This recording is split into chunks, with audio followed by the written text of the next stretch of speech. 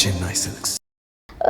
தமிழகத்தில் கூட்டணி ஆட்சிங்கிறது ஒத்து வராதுன்னு முதல்வர் பேசினதும் அதற்கு மாணிக்கம் தாக்கூர் மாதிரியான காங்கிரஸை சேர்ந்தவர்கள் எதிர்வினை தெரிவிக்கிறாங்க. மாணிக் தாக்கூர் கடந்த கால வரலாறுகளையும் திராவிட இயக்க கொள்கைகளையும் சரியாக புரிந்து கொள்ளாமல் பேசிக்கொண்டிருக்கிறார்.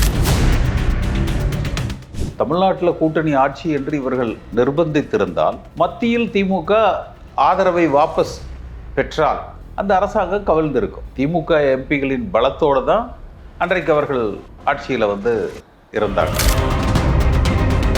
அண்ணா காலத்திலேயே மத்தியில் கூட்டாட்சி, மாநிலத்தில் சுயாட்சி என்பதுதான். இது மாணிக் தாக்கூர் போன்றவர்களுக்கு புரியலை. காலம் மாறிடுச்சுன்னு நினைக்கிறாங்க. திமுக காங்கிரஸ் இல்லாமல் இந்த தேர்தலை சந்திக்கிறதுக்கு அவங்க தயாராக இருக்கிறாங்க. அப்படி காங்கிரஸ் வெளியேறி விஜயோடு கூட்டணி அமைத்தால் விஜய் கொஞ்சம் பலம் பெறுவார். அதிமுக ஆட்சிக்கு வந்துடும். பாஜக அதிமுக கூட்டணி ஏற்பட்ட உடனே திமுக அமைச்சர்கள் மேலே ரைடு வரும், அது வரும், இது வரும்னாங்க. ஒருவேளை அதையெல்லாம் மனதில் வைத்து கொண்டு காங்கிரஸை வெளியேற்றி பாஜகவை மகிழ்ச்சிப்படுத்துகிற யுக்தியை திமுகவும் கடைபிடிக்கிறார்களோ என்று தான் பார்க்கணும். செங்கோட்டையன் அவர்கள் சொல்றாரு, அதிமுக அப்படிங்கிறது பாஜக கூட்டணியில் இருக்க 10ல் ஒரு கட்சி, சொல்ல போனா அந்த கட்சியே இல்லைங்கிறாரு. நீங்க ஏன்னா சுலபமா ஆட்சி சொல்றீங்க. இந்த மானத்தை ஒருத்தர் அதிமுக இருந்தாரு அவரா. அதாவது தன்பலம், மாற்றான் பலம் இதெல்லாம் கணக்கில் கொண்டு ஒரு முடிவுக்கு வருகிற வல்லமை விஜய் இடத்துல இல்லை.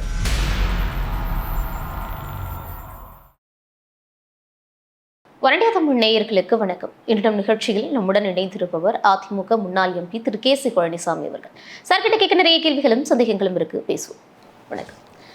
திமுக காங்கிரஸ் இடைப்பட்ட கூட்டணி அப்படிங்கிறது ஒரு சில பிரச்சனைகள் தொடர்ந்து இருந்துகிட்டே இருந்தது. செல்வ பெருந்தகை, கிறிஸ் ஜோனகர் உள்ளிட்ட ஆட்கள் ஒரு மாதத்துக்கு மேலே நாங்கள் கூட்டணிக்கான குழு அமைத்து பேச்சுவார்த்தை நடத்தாமல் தொண்டர்கள் வருத்தத்தோடையும் வேதனையோடையும் இருக்காங்க அப்படின்னாங்க. ஆனால் 22ஆம் தேதி பேச்சுவார்த்தை தொடங்கும் அப்படின்னு திமுக அதிகாரப்பூர்வமாக அறிவிச்சதுக்கு பிறகாக ஓகே, பிரச்சனை எல்லாம் சார்ட் அவுட் ஆயிடுச்சு, 22ஆம் தேதியிலேருந்து சுமூகமாக கூட்டணி பேச்சுவார்த்தை தொடங்கும் அப்படின்னா அதற்குள்ளாக தமிழகத்தில் கூட்டணி ஆட்சிங்கிறது ஒத்து வராதுன்னு முதல்வர் பேசினதும் அதற்கு மாணிக்கம் தாக்கூர் மாதிரியான காங்கிரஸை சேர்ந்தவர்கள் எதிர்வினை தெரிவிக்கிறாங்க. அதுலயும் குறிப்பா மாணிக்கம் தாக்கூர் என்ன சொல்றாருன்னா, கூட்டணி ஆட்சியா ஒரு கட்சி ஆட்சியாங்கிறத மக்கள் முடிவு பண்ணுவாங்க, 2006லேயே நம்ம செஞ்ச தவறு அப்படிங்கிறதையும் இந்த தனிப்பெரும்பான்மை திமுக கிடைக்காது சுட்டிக்காட்டி சொல்றாரு. இது எப்படி புரிஞ்சுக்கிறது? திமுக காங்கிரஸ் கூட்டணி எதை நோக்கி நகர்கிறது? ஒரு சிலர் இந்த கூட்டணியை முறித்துவிட்டு விஜயோடு காங்கிரஸ் செல்ல வேண்டும் என்று ஆசைப்பட்டாலும் கூட திரு ராகுல் காந்தி அவர்களுக்கும் திரு ஸ்டாலின் அவர்களுக்கும் ஓரளவுக்கு ஒரு அடிப்படை புரிதல் இருக்கிறது என்று நான் நினைக்கிறேன். அதனால் கூட்டணி முறிவுக்கான வாய்ப்புகள் மிக குறைவாகத்தான் இருக்கும். மாணிக் தாக்கூர் கடந்த கால வரலாறுகளையும் திராவிட இயக்க கொள்கைகளையும் சரியாக புரிந்து கொள்ளாமல் பேசிக்கொண்டிருக்கிறார். 2006 தமிழ்நாட்டில் கூட்டணி ஆட்சி என்று இவர்கள் நிர்பந்தித்திருந்தால் மத்தியில் திமுக ஆதரவை வாபஸ் பெற்றால் அந்த அரசாங்கம் கவிழ்ந்திருக்கும். அன்றைக்கு அவர்களுக்கு ஒரு பெரிய மெஜாரிட்டி இல்லை. திமுக எம்பிகளின் பலத்தோடு தான் அன்றைக்கு அவர்கள் ஆட்சியில் இருந்தாங்க. அடுத்து திமுகவை கூட வச்சுக்கிட்டு தான் 2009 இலங்கையில் 1.5 லட்சம் தமிழர்களை சுட்டு கொள்வதற்கு ஸ்ரீலங்கா அரசாங்கத்துக்கு அன்றைய காங்கிரஸ் அரசாங்கம் உறுதுணையாக இருந்தது. திமுக வரலாற்றில் அழியாத ஒரு பழிச்சொல்லுக்கு இன்றைக்கு தமிழர் உரிமை, தமிழர் விடுதலை, தமிழர் முன்னேற்றம், எங்கும் தமிழ் எதிலும் தமிழ்னு பேசக்கூடிய இந்த திமுக 1.5 லட்சம் தமிழர்கள் இலங்கையில் சுட்டுக்கொல்லப்படுவதற்கு, பிரபாகரன் உள்பட்ட எல்லோரையும் அழிப்பதற்கு, அன்றைக்கு பிரபாகரன் மகன் பாலச்சந்தர் என்கிற அந்த சிறுவனின் படம், இதை நீ முன்னமே செஞ்சிருந்தா நான் உயிரோடு இருந்திருப்பேன்ல என்று கலைஞர் அந்த ஆதரவை வாபஸ் வாங்குகிற பொழுது ஒரு சின்ன போஸ்டர் சென்னையில் சில இடங்களில் ஒட்டப்பட்டது மிகப்பெரிய தாக்கம். தமிழ்நாடு முழுக்க ஒரு அழியா பழிச்சொல்லை வாங்கிட்டாங்க. ஆனால் இன்றைக்கு அந்த பாஜக எதிர்ப்பை திமுக அதிகப்படுத்துகிற பொழுது நிச்சயமாக தேர்தல் காலங்களில் காங்கிரஸ், இப்போ பாஜக என்பது கொள்கை ரீதியானது, அது அவர்களுடைய சித்தாந்தம், அவ்வளோதான். நம்ம ஏற்றுக்கலாம், ஏற்க மறுக்கலாம், அல்லது இதை நாங்கள் ஏற்றுக்கிறோம், இதை நாங்கள் எதிர்க்கிறோம்னு சொல்லிட்டு போகலாம். ஆனால் காங்கிரஸ் செய்தது பச்சை துரோகம் தமிழ்நாட்டுக்கு. அதாவது தனி ஈழம் உருவாகியிருக்கும், நீங்கள் முடிந்தால் அதை ஆதரிக்கணும், அப்படி ஆதரிக்க முடியாவிட்டால் ஒதுங்கி நின்று வேடிக்கை பார்க்கணும். ஆனால் நீங்கள் ராஜபக்சேக்கு தோள் கொடுத்து மத்திய அரசாங்கத்தினுடைய எல்லா துறைகளும் ஒத்துழைப்பு கொடுத்து எல்டிடியை முழுமையாக அழித்து பிரபாகரனை குடும்பத்தோடு கொலை செய்து 1.5 லட்சம் தமிழர்களை சவக்குழியில் தள்ளுவதற்கு உறுதுணையாக இருந்த அந்த பழிச்சொல் இன்னும் 100 ஆண்டுகள் ஆனாலும் திமுகவை விட்டு விலகாது. அதை செய்த காங்கிரஸை தமிழ்நாட்டு மக்கள் மன்னிக்க மாட்டாங்க. வரலாறு தெரியாமல் மாணிக்க தாக்கூர் பேசிக்கொண்டிருக்கிறார். இது ஒன்று. இரண்டாவது, அண்ணா காலத்திலேயே மாநில சுயாட்சி என்கிற அந்த கோஷம், அதனுடைய அடிநாதமே மத்தியில் கூட்டாட்சி, மாநிலத்தில் சுயாட்சி என்பது தான். இது மாணிக் தாக்கூர் போன்றவர்களுக்கு புரியலை. காலம் மாறிடுச்சுன்னு நினைக்கிறாங்களோ? சரி, காலம் மாறினாலும் கூட அடிப்படை கொள்கைகள் ஒரு கட்சிக்கு மாறாதில்ல. அடிப்படை கொள்கைகள் ஒரு கட்சிக்கு மாறாது. ஆனால் இதை பார்க்கிற பொழுது பாஜகவும் திரு எடப்பாடி பழனிசாமியும் நாசூக்காக நடந்து கொள்கிறார்கள். கருத்து முரண்பாடுகள் இருந்தாலும் கூட அதை தகுந்த இடங்களில் பேசி முடிவெடுத்துக்கிறாங்க. ஆனால் இங்கே மாணிக் தாக்கூருடைய நோக்கத்தில் அவருடைய இந்த தேர்தலில் திமுக வென்றுவிடக்கூடாது என்பதில் மாணிக் தாக்கூர் உறுதியாக இருக்கார். அவருக்கு என்ன இதுன்னு தெரியல. இந்த அரசாங்கத்தின் மீது அதிருப்திகள் இருக்குது, அதாவது இந்த கூட்டணியை உடைத்து விட வேண்டும் என்பதில் அவர் குறியாக இருக்கார். அதிமுகவுக்கும் இந்த ஆசை இருக்கும் போலயே. என்பதுரை சொல்றாரு, காங்கிரஸை வேஸ்ட் லக்கேஜா பார்க்குது திமுக, அவங்களா வெளியில போயிடணும்னு நினைக்கிறாங்க, அதனாலதான் இந்த மாதிரியான செயல்கள் திமுக ஈடுபடுறாங்கன்னு. ஒரு காலத்துல பாஜகவுக்கு சொன்ன டைலாக் இன்னைக்கு காங்கிரஸ்க்கு அதே அதிமுக சொல்றாங்களோ? இல்லை, நிச்சயமா காங்கிரஸ் தானாக வெளியேறி விட்டால் திமுக காங்கிரஸ் இல்லாமல் இந்த தேர்தலை சந்திக்கிறதுக்கு அவங்க தயாராக இருக்கிறாங்க. அப்படி காங்கிரஸ் வெளியேறி விஜயோடு கூட்டணி அமைத்தால் விஜய் கொஞ்சம் பலம் பெறுவார். அதிமுக ஆட்சிக்கு வந்துடும். அதிமுக ஆட்சிக்கு வந்துடும். இப்போ அந்த என்னது ஒரு நேரட்டிவ் செட் பண்ணிக்கிட்டு இருக்கிறாங்க அவங்கவுங்க. அதே மாதிரி தமிழ்நாட்டு மக்கள்ல திமுக ஆட்சிக்கு வந்துரும்னு ஒரு பர்செப்ஷன் கிரியேட் ஆகிட்டு இருக்கு.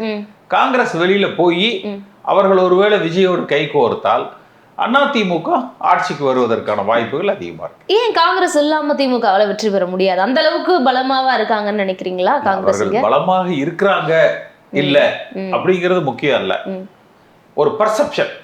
இன்றைய தேதிக்கு திமுக ஆட்சிக்கு வந்து விடும் என்கிற ஒரு மாய தோற்றத்தை திமுக கட்டமைத்து வைத்திருக்கிறது. மாய தோற்றம் தான். அந்த மாய தோற்றத்துல ஒரு சரிவு ஏற்படும் ஒன்று. அடுத்து காங்கிரஸோடு இணைந்து திமுக இருக்கிறதுனால அகில இந்திய அளவில் அதில் சில நன்மைகளும் இருக்குது, பிரச்சனைகளும் இருக்குது. அப்போ காங்கிரஸ் வெளியேறிவிட்டால் பாஜக திமுக இடத்துல ஒரு நேசக்கரை நீட்டிடுவாங்க. குறைஞ்சபட்சம் ஒரு சாஃப்ட் அப்ரோச். இப்போவே கிட்டத்தட்ட பாஜகவுமே திமுகவை, இப்போ நீங்கள் அரவிந்த் கெஜ்ரிவாலுக்கு என்ன செஞ்சாங்க, எடப்பாடி பழனிசாமி என்ன சொன்னார், இது பாஜக அதிமுக கூட்டணி ஏற்பட்ட உடனே திமுக அமைச்சர்கள் மேலே ரைடு வரும், அது வரும், இது வரும்னாங்க. ஒருவேளை அதையெல்லாம் மனதில் வைத்து கொண்டு காங்கிரஸை வெளியேற்றி பாஜகவை மகிழ்ச்சிப்படுத்துகிற யுக்தியை திமுகவும் கடைபிடிக்கிறார்களோ என்று தான் பார்க்கணும். பாஜக இது பண்ற யுக்தியை கடைபிடிக்கிறாங்க. குறைஞ்சபட்சம் தொல்லைப்படுத்தாம இருக்காங்கல்ல. இப்ப எடப்பாடி பழனிசாமி 4 லட்சம் கோடிக்கு ஊழல் என்று கவர்னர்கிட்ட கொண்டு போய் கொடுத்தாரு. பெரிய அளவில் அது பேசப்பட்டுதா? இல்ல, நீங்க சொல்றதை பார்த்தா திமுக பாஜக மறைமுக உறவுல இருக்க மாதிரி சொல்றீங்களே, ஆமாங்கிறீங்களா? அதாவது குறைஞ்சபட்சம் அதாவது அப்படின்னா கூட்டணியா? அப்படியே இல்லை, என்ன தொல்லை பண்ணாதீங்க, நானும் உங்களை ரொம்ப இது பண்ண மாட்டேன், ஒரு அண்டர்ஸ்டாண்டிங் பேசிக்கா. நாளைக்கு சந்திரபாபு நாயுடுவும் நிதிஷ்குமாரும் பிரச்சனை பண்ணா திமுக கை கொடுக்கும். அது திமுகவை வந்து அரசியல் ரீதியாக பேசிக்கலாம். இந்த கோட்டை தாண்டி நீயும் வரக்கூடாது, நானும் வரமாட்டேன். அப்போ அது மாதிரி கிட்டத்தட்ட திமுக நிறைய பேர்கிட்ட மறைமுகமான ஒப்பந்தம் வச்சுருக்காங்க. அது பாஜகவோட இருக்குன்னு தான் பார்க்கணும். ஆனால் தமிழ்நாட்டில் மட்டும் கொஞ்சம் தீவிரம் காட்டுறாங்க காங்கிரஸ் இந்த தேர்தலுக்கு. இப்போ நடக்க போகிற பாண்டிச்சேரியிலையோ கேரளாவிலையோ இப்போ வரைக்கும் அவங்க பேச்சுவார்த்தைக்குன்னு காங்கிரஸ் குழு அமைக்கல. ஆனால் தமிழ்நாட்டில் மட்டும் அந்த குழு அமைச்சு நீங்கள் உடனே பேச்சுவார்த்தை தொடங்கணும்னு அவ்வளோ ஆர்வம் காட்டுறாங்கன்னா தாவேக்க ஒரு ஆப்ஷனாக வச்சிருக்காங்களோங்கிற ஒரு சந்தேகம் வருதுல்ல. இருக்கலாம். அதாவது விஜயோடு சேர்ந்து விடலாம் என்கிற ஒரு எண்ணம் காங்கிரஸ்ல பல பேருக்கு இருக்கு. நம்ம மாணிக்கம் தாக்கூர் மாதிரியான அதிருப்தி குரல்களை மட்டும் சொல்ல முடியாது. டெல்லி தலைமைக்கும் அது இல்லாமல அந்த குழு அவங்க அமைச்சிருந்திருப்பாங்க. இருக்கலாம். அட்லீஸ்ட் அவர்கள் நோக்கம் விஜயை காண்பித்து திமுகவிடத்தில் ஒரு பேரம் வலிமையை அதிகப்படுத்துவது. ஆனால் அது தற்பொழுது எதிர் விளைவுகளை கொடுக்க ஆரம்பிக்குது. திமுகவே காங்கிரஸை வெளியேற்றி விடலாம், அல்லது காங்கிரஸே வெளியேறி விடலாம். வெளியேறி விஜயோட அவர்கள் கை கோர்க்கலாம். அப்போ களம் வந்து ஒரு முழுமையான மும்முனை போட்டியாக இருக்கும். இன்றைய தேதிக்கு ஒரு ஊடக கட்டமைப்பு இருக்கு இல்லையா, திமுகவுக்கு ஒரு எட்ஜ் இருக்கு என்று அது தகர்க்கப்பட்டு விடும். கூட்டணி பலம், இவ்வளவு வாக்கு வங்கி, அதெல்லாம் தகர்க்கப்பட்டு விடும். இன்றைய தேதிக்கே திமுகவுக்கும் அதிமுகவுக்கும் ஒரு 2-3% வாக்கு வித்தியாசத்தில் தான் இருக்கு. அப்போ காங்கிரஸ் வெளியேறி விஜயோட சேருகிற பொழுது 15% இருக்கிற விஜய் 18% வரலாம், 20% வந்து வரலாம். திமுக தரப்பில் ஒரு 5% குறையலாம். அதிமுக தரப்பில் அந்த 5% ஏறலாம். அப்போ இப்போ இருக்கிற -3 +2 வர்றதுக்கு சான்ஸ் இருக்கு. இல்லையே, முதல்வர் சொல்ற கணக்கு வேற இருக்கு. அவர் என்ன சொல்றாருன்னா 3% வித்தியாசம் இருந்தப்பயே நம்ம பெரும்பான்மை தொகுதிகள் கைப்பற்றணும். இப்போ ஒரு சில நிறுவனங்களோட கருத்து கணிப்புகள் மேற்கோள் காட்டி அவர் சொல்றது இப்போ 12% வித்தியாசம்னு சொல்றாங்க. அதை நம்ம வந்து நிஜமா அதை வந்து உண்மை அப்படிங்கிற மாதிரி ஊர்ஜிதப்படுத்திட்டோம் அப்படின்னா நம்மளுடைய வெற்றிங்கிறது அசுரபலமா இருக்கும் அப்படின்னு சொல்றாரு. அப்போ 3%க்கே நம்மளால பெரும்பான்மை முடியும்னா இப்போ 12% அப்படிங்கிற அளவுக்கு நம்ம பலமா இருக்கும்னு சொல்றாரு. அந்த அளவுக்கு நமக்கு ஸ்ட்ரென்த் இருக்குன்னு. தேர்தல் களத்துக்கு போறதுக்கு முன்னால எல்லாமே சொல்லலாம். அதாவது எதிராளி களத்துல இல்லாம நம்ம மட்டுமே நம்மை பற்றி சிந்தித்து கொள்ளுகிற பொழுது அந்த எண்ணங்க. இப்போ தேர்தலில் போட்டி போடுறாங்க, எல்லாரும் ஜெயிச்சிடலான்னு தானே நிற்கிறாங்க. இல்லைன்னா நிற்பாங்களே, என்ன நிற்க மாட்டாங்கல்ல. களத்துக்கு உள்ள போகையில் தான் வெற்றி சிரமமாக தெரியுது, இல்லை வெற்றி பெற மாட்டோம், இல்லை உறுதியாக வெற்றி பெற்று விடுவோம், அந்த நிலைப்பாடுகள் வந்து தெரியும். இப்போ சொல்றது வந்து அவர்களது தன்னம்பிக்கை, அவ்வளோதான். ஓகே, அப்போ வாய்ப்புகள் 2 பக்கமும் இருக்கு. காங்கிரஸ் தாவேக்க பக்கம் போறதுக்கான வாய்ப்புகளும் இருக்கு, கூடவே பயணிக்கிறதுக்கான வாய்ப்புகளும் இருக்குன்னு சொல்றீங்க. போக மாட்டாங்கங்கிறது என்னோட. ஏன்னா அவர் சொல்றாரு முதல்வரே அகில இந்திய அளவுல காங்கிரஸ் மேலும் பலகீனமாயிடும். திமுக விட்டு விலகுனாங்கன்னா அகில இந்திய அளவுல காங்கிரஸ் வந்து மேலும் பலகீனமாயிடும். எல்லா விஷயங்களிலுமே சில பாதகங்கள் இருக்கு, சில சாதகங்கள் இருக்கு. ஆனா அப்படி நீங்க சொல்றீங்கன்னா அகில இந்திய அளவுல வந்து எம்பிக்கள் பலம் பார்ப்பாங்க, அவங்க இந்தியா கூட்டணிக்கான பலம் வந்து தமிழ்நாட்டில இருந்து பெரும்பான்மையா இருக்கு. இதெல்லாம் கணக்கு போட்டு பார்த்தாங்கன்னா ஏன் டெல்லி தலைமை இப்போ வரைக்கும் மாணிக்கம் தாக்கூர், பிரவீன் சக்கரவர்த்தி மாதிரியான ஆட்களை பேச விட்டுக்கிட்டே இருக்காங்க? இல்லை எந்த விதமான நடவடிக்கையும் எடுக்கலங்கிற ஒரு கேள்வி நமக்கு வருது இல்லையா? இருக்கலாம். அதான் இது வந்து 2 கருத்துக்களும் இருக்கு, 2லும் சாதக பாதகங்கள் இருக்கு. ஒருவேளை காங்கிரஸ் வெளியேறிவிட்டால் திமுகவுக்கு சில அனுகூலங்களும் இருக்கு. அனுகூலங்கள் இருக்கா? எந்த வகையில் அனுகூலம்? பாஜகவோட ஒரு சாஃப்ட் அப்ரோச். பாஜக அதிமுக சார் இருக்காங்க கூட்டணியில. அவங்க இதெல்லாம் வந்து அரசியல்ல சகஜம்.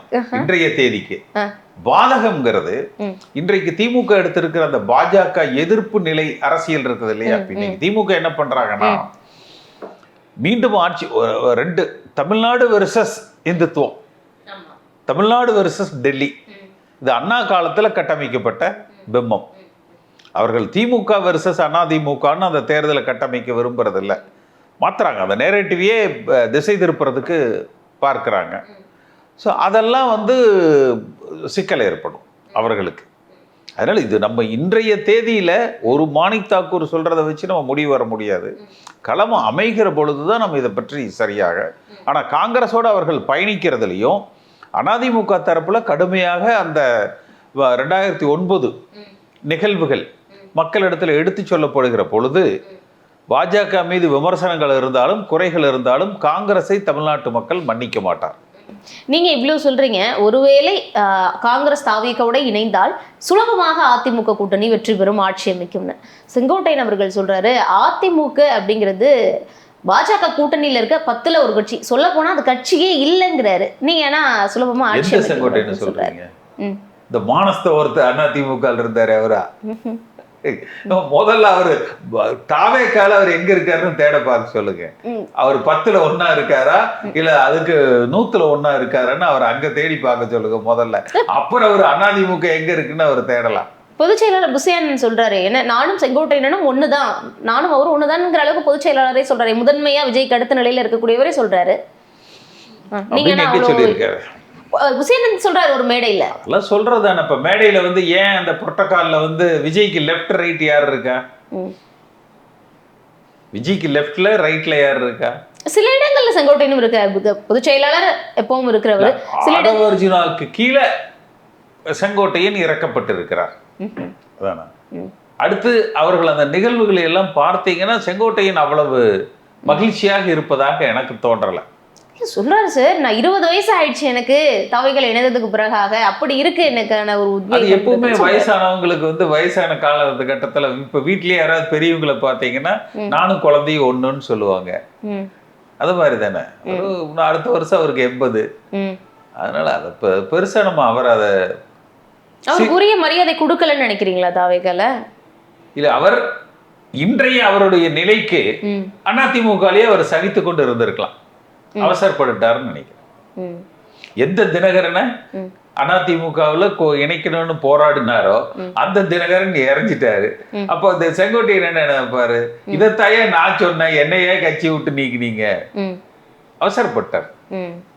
ஆனா அங்க போய் அவருடைய அனுபவத்தை பயன்படுத்திக்கிறாங்க, அவருக்கு ஒரு பொசிஷன் கொடுத்திருக்காங்க. இதெல்லாம் அதிமுக இருந்தா அதே நிலையில தொடர்ந்து இருப்பாரா அப்படிங்கிற ஒரு கேள்வி. அதிமுக கிட்டத்தட்ட ஒரு ராஜகுரு அந்தஸ்துல இருந்தார் செங்கோட்டையன். இல்ல, இப்போ சமீப காலமா எடப்பாடி பழனிசாமி இடைப்பட்ட உறவுல ஒரு இது சரி பண்ண முடியாதது இல்ல, அதை சரி செய்திருக்கலாம், தவற விட்டு விட்டார். அப்போ பல பேர் தாவேகால போய் இணைவாங்கன்னு எதிர்பார்க்கப்பட்ட சூழல்ல செங்கோட்டையனுக்கு அப்புறம் பாத்தீங்கன்னா பெருசா யாருமே போகலையே. அந்த ஒரு டயத்துல ஒரு மொமெண்டம் தெரிஞ்சது அந்த விஜயோட அரசியல். அப்புறம் இப்ப நகருகிற அந்த ரொம்ப சிம்பிள் வச்சுக்க, ஒரு அரசியல்வாதிக்கு எதிர்த்து போராடி வெற்றி கொள்ளக்கூடிய ஒரு வல்லமை இருக்கணும். எம்ஜிஆருக்கு உலகம் சுற்றும் வாலிபன் அன்றைய அரசாங்கங்களால் பட வெளியீடு பிரச்சனை வந்தது. சொன்ன நேரத்தில், சொன்ன தேதியில், சொன்ன இடங்களில் அந்த படத்தை ரிலீஸ் பண்ணார். கட்சி ஆரம்பித்ததுக்கப்புறம் மதுரை முத்துன்னு சொல்லிட்டு படம் ரிலீஸ் ஆனால் நான் சேலை கட்டிக்குவேன்னு சொன்னார். படத்தை ரிலீஸ் பண்ணி ஓட்டிட்டு அவருக்கு சேலை அனுப்பிச்சி வச்சாங்க. ஆனால் ஜனநாயகனில் என்னாச்சு, சிங்கிள் ஜட்ஜு, டிவிஷன் பெஞ்சு, உச்சநீதிமன்றம், மறுபடியும் டிவிஷன் பெஞ்சு, மறுபடியும் சிங்கிள் ஜட்ஜு வித்ரா பண்ணிட்டு திருப்பி நாங்கள் தணிக்கை வாரியத்தில் மேல்முறையீட்டுக்கு போகிறோம். இது அன்னைக்கே செய்திருக்கலாமே. அப்போ அவர் ஹி லாஸ்ட் ஹிஸ் பேலன்ஸ். ஒரு பொது வாழ்க்கையில் ஒரு கணிப்புகள் இருக்கணும் இல்லையா? நம்ம சுற்றி நம்முடைய பலம் என்ன, நம்முடைய பலகீனம் என்ன, அதாவது தன்பலம், மாற்றான் பலம், இதெல்லாம் கணக்கில் கொண்டு ஒரு முடிவுக்கு வருகிற வல்லமை விஜய் இடத்துல இல்லை. அவர் இன்னும் படம் ரிலீஸ் ஆனால் 100 நாள் ஓடும், ஒரு 300-400 கோடி வசூல் கொடுத்துரும் என்கிற அந்த மனப்பான்மையில தான் அவர் இருக்கார். அது அரசியலுக்கு ஒத்து வராது. விஜய் என்னதான் நீங்க பிம்பம் கட்டமைச்சாலும் அரசியலுக்கு ஒத்து வர மாதிரி ஒரு தலைவர் தான் நீங்க பாக்குறீங்க. ஓகே, இப்போ திமுக காங்கிரஸ்க்கு ஒரு பிரச்சனை போயிட்டு இருக்க மாதிரி ராமதாசுடைய வருகை விசிக திமுகவை பிளவை ஏற்படுத்துமாங்கிற ஒரு கேள்வி போயிட்டு இருக்கு. வேறெல்லாம் செல்வ பெருந்தகை சொல்றதும் பேசி தீர்த்துக்கலாம், இதுக்கு முன்னாடி ஒன்னா இருந்தவங்க தான் சொல்றதும், அதுக்கு வன்னியரசு மாதிரியான நாட்கள் எதிர்வினை தெரிவிக்கிறதும் நம்மளால பார்த்துக்கிட்டு இருக்க முடியுது. அப்போ ராமதாஸுக்கு நல்ல முடிவு எடுக்க வாய்ப்பு இருக்குன்னு டிகே இளங்கோவன் மாதிரியான நாட்கள் திமுக இருந்தும் சொல்றாங்க. இந்த வருகை, இந்த கனெக்ஷன் எப்படி மாறும் நினைக்கிறீங்க? இல்ல, திருமாவளவன் கொஞ்சம் பக்குவப்பட்டவர், நிதானமானவர். அவர் சரியாக இந்த விஷயங்களை கையாண்டு விடுவார். ஆனா கரெக்டா அவர் சொல்லிட்டாரே, பாமகவும் பாஜகவும் இருக்கக்கூடிய இடத்தில் எப்போதும் நாங்க இருக்க மாட்டோம், இதற்கு மேல் முடிவு திமுகவுடைய தலைமையுடையதுன்னு சொல்லிட்டாரு. அப்போ ராமதாஸ் அவர்கள் வந்தா நான் அங்க இருக்க மாட்டேங்கிறது தான் ஒரு ஊர்ஜிதம் சொல்லலாம். பாமகங்கிறத இப்ப அன்புமணி தானே, பாமகங்கிற ஒரு கட்சி தானே, அது இப்ப அன்புமணி கிட்ட தானே இருக்கு. அதனால ராமதாஸ் ஏத்துப்பாருன்னு நினைக்கிறேன். இதெல்லாம் அரசியல்வாதிகள் எடுக்கிற முடிவை எப்படி வேணாலும் சப்ஸ்டான்ஷியேட் பண்ணிடுவாங்க, அதை டிஃபெண்ட் பண்ணிடுவாங்க. ஆனா திருமாவர்கள் அது ஒரு கட்சியா பார்க்கலையே. இதை பாஜக மதமாகவும் பாமக சாதியாகவும் தானே பார்க்கிறாரு. அதனால தானே அந்த இரு கட்சிகள் இருக்கக்கூடிய இடத்துல இருக்க மாட்டேன்னு சொல்றாரு. இருக்கலாம். ராமதாஸ் என்ன நிலைப்பாடு எடுக்கிறார் என்பதை பொறுத்து தானே இது எல்லாமே. அவர் ஒருவேளை என்டிஏலயே சேரலாம், தனித்து போட்டியிடலாம், அன்புமணி இருக்கிற இடத்துக்கு எப்படி திமுக கட்சியில போய் சேரலாம். கட்சியில சேருவாரா? ஆமா, திமுக சின்னத்துல போட்டிக்கிட்டாங்கன்னா என்ன அர்த்தம்? அது திமுக சின்னத்துல போட்டிக்கிட்டாங்கன்னா அதுக்கு அர்த்தம் என்ன? எப்படி சார் தனி அதிமுகலையும் கடந்த காலங்கள்ல வந்து தனி கட்சி தனியரசு மாதிரியான ஆட்கள் வந்து இரட்டை இலச்சினத்துல திமுக சின்னத்துல உதயசூரியன் சின்னத்துல போட்டிக்கிட்டா தனி கட்சி நிறைய பேர் வேற கட்சியில இருக்கிறவங்க சின்னத்துல திமுக சின்னத்திலயும் அதிமுக இரட்டை இலச்சினத்துல போட்டி போறது சுலபம் தானே. சமீபத்துல கிளாரிஃபை பண்ணிட்டாங்க. You should be a member of that party. எந்த சின்னத்துல நிக்கிறோமோ அந்த சின்னத்தை கொண்ட கட்சியில உறுப்பினராக இருக்கும். ஆனா இப்போ சட்டப்பேரவை தேர்தல்ல இப்போ சின்ன சின்ன கட்சிகள் வந்து இரட்டை இலையோ இல்ல உதயசூரியனோ நிக்க வச்சு அவங்க கட்சியில கிட்டத்தட்ட அந்த தனிப்பட்ட விப்புக்கு கட்டுப்படணும்னு சொல்றோம். எந்த சின்னத்துல நிக்கிறாங்களோ அந்த விப்போட உத்தரவுக்கு அவர்கள் கட்டுப்பட வேண்டும். அப்போ ராமதாசுடைய வருகைங்கிறத திருமாவளவன் அவர்கள் வந்து ஏத்துக்கிறதுக்கான வாய்ப்புகளும் அதிகமா இருக்கு. இல்ல சரி செய்ய முயற்சி செய்வாங்க. ஏன்னா காங்கிரஸோட நிலையை பொறுத்தது. ஒருவேளை காங்கிரஸ் இல்லைன்னு வச்சுக்கோங்களேன், அப்ப ராமதாசும் இருந்தா பெட்டர் என்று அவர்கள் நினைக்கலாம். காங்கிரஸ் இருந்தாங்கன்னா ராமதாஸ் வேண்டான்னு நினைக்கலாம். திமுக நினைக்கலாம், திருமாவளவன் அவர்கள் நினைப்பாங்க. அவர்களுக்குள்ள அவங்க பேசி முடிவு பண்ணிக்குவாங்க. ஆக மொத்தம் கூட்டணியில என்னதான் பிரச்சனைகள்ல திமுக வந்து வெளியில தோற்றம் தெரிஞ்சாலும் இதெல்லாம் சமாதானப்படுத்தி மீண்டும் அதே கூட்டணியை கண்டினியூ பண்ணக்கூடிய திறமைங்கிறது திமுகவுக்கும் கூட்டணி கட்சிகளுக்கும் இருக்குது. அதற்கு அவர்கள் முயற்சி செய்வாங்க. அதாவது வலிமையான கூட்டணி, பிரச்சனை இல்லாத கூட்டணி என்பதற்குள் பிரச்சனை, இந்த பக்கம் பிரச்சனையே இல்ல, அதாவது எல்லாம் பிரச்சனை கூட்டணியே இல்லை என்ற தோற்றம் இன்றைக்கு ஒரு வலிமையான கூட்டணியை கட்டமைப்பதை நோக்கி போயிட்டு இருக்கு. சரி, அப்போ கூட்டணி கணக்குகள் எப்படி முடிவு பெற போது, மக்கள் என்ன தீர்ப்பு கொடுக்குறாங்க அப்படிங்கிறதெல்லாம் பொறுத்திருந்து பார்ப்போம். ஈரோட நேரம் ஒதுக்கி கேள்விகளுக்கு முன்னேற்றிய தெளிவான பதில்கள் கொடுத்ததுக்கு நன்றி சார்.